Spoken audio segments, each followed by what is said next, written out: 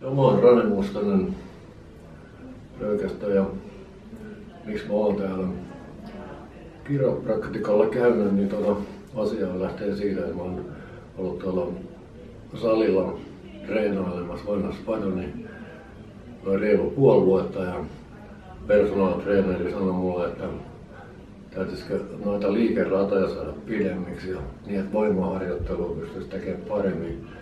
Liikerata ei ole riittävä.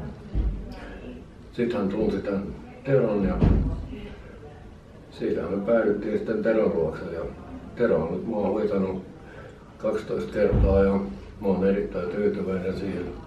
Muistan ekan kerrankin, kun kävin tässä hoidossa, mentiin sen jälkeen salille, niin tuntui vähän siltä, että herrat on vaihtanut sinne uudet valot, kun oli niin kirkasta. Ja niin kuin näkö jotenkin oli parempi ihan selkeästi. Ja sitten tietysti näin monen hoitokerran jälkeen, niin kyllä se liikerata on parantunut.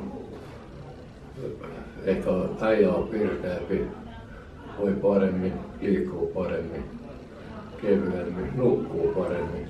Kaikkea tällaista on tullut vaikka kuinka paljon, niin kuin lisää ja jatkan tätä tietenkin ainakin kerran viikossa.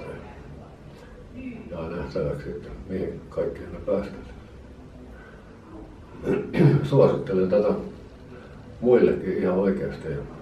Mä en ole täällä minkään niin kuin sen takia, mutta se syyhän on se, että saadaan vieläkin parempi teho ja olo, mitä nyt vaan voisi olla. Ja kiitän Teroa tästä.